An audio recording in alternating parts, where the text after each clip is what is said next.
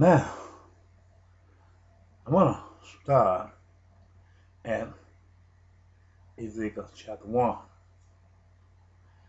I've shown that the space shuttle is a flying billboard.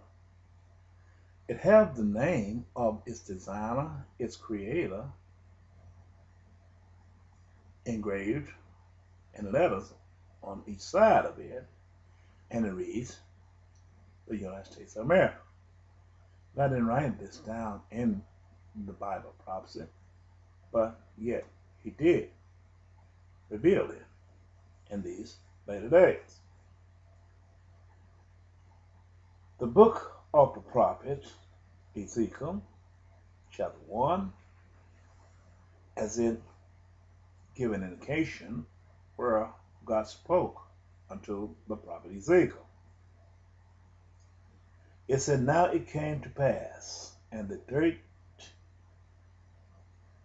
30th year, in the 4th month, in the 5th day of the month, as I was among the captives, by the river of Sheba, that the heavens were open, and I saw visions of God. And the 5th day of the month, which was the 5th year of King Jehoiachin, Jehoiachin's captivity, the word of the Lord came expressly unto Ezekiel the priest, the son of Bezai, the Uzziah, in the land of the Chaldees, by the river Sheba. And the hand of the Lord was there upon him. Verse 4, I looked, and behold, a whirlwind came out of the north.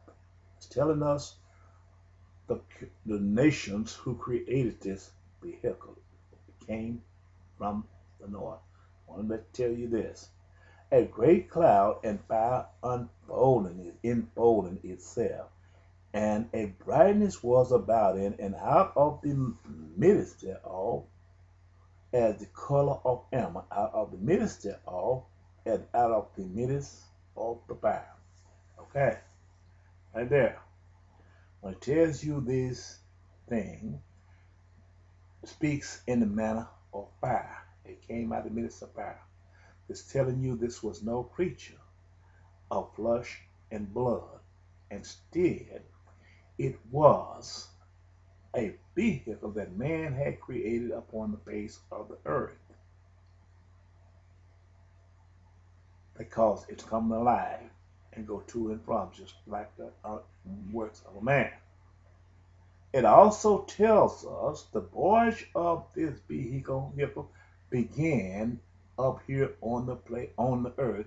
He didn't say it came from outer space. He said it came out of the north. And you know the family tree upon who created and manufactured this vehicle came from out of the north. It doesn't matter where they go, where it was created. He letting us know the origin of this people, where it came from. It wasn't out of the south, out of Africa.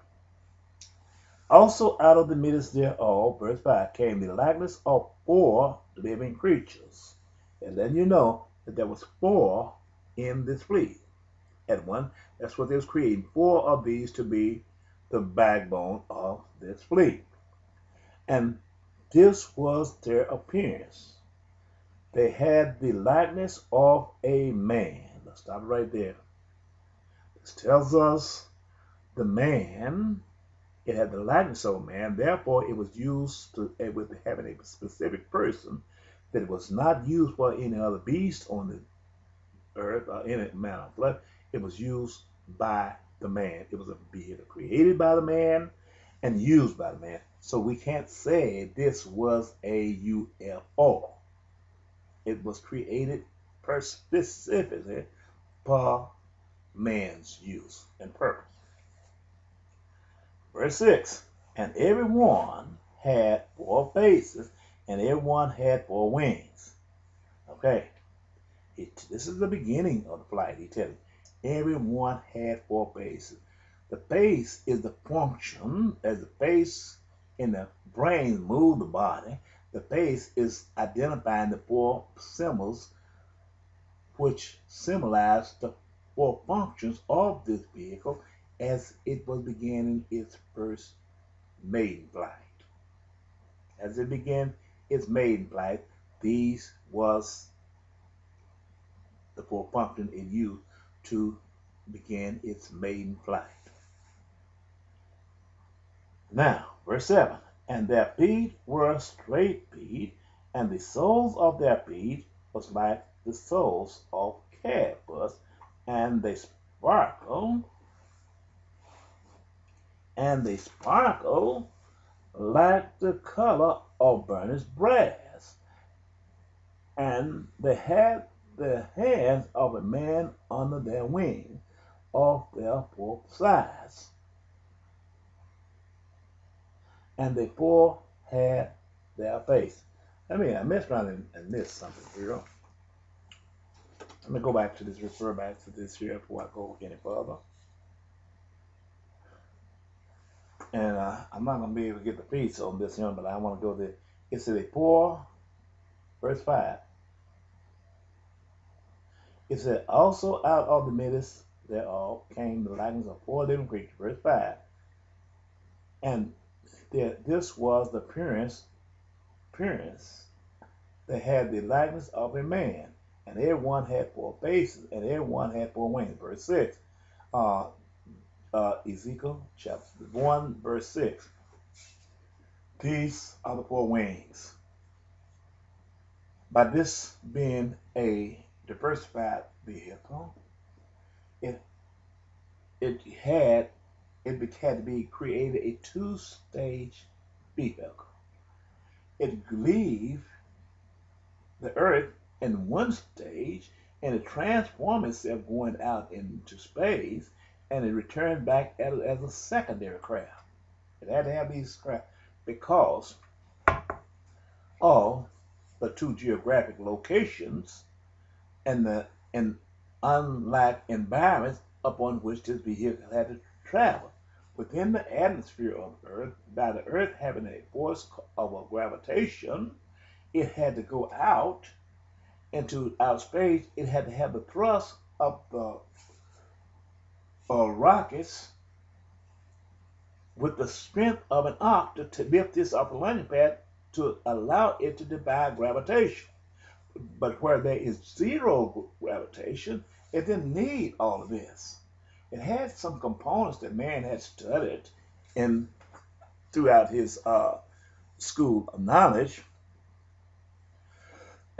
where if they re-enter into the earth, whatever goes out, it can go out, but when it comes to get ready to return back, it'll disintegrate because of the electromagnetic field will work against it as this vehicle entered the Earth's atmosphere.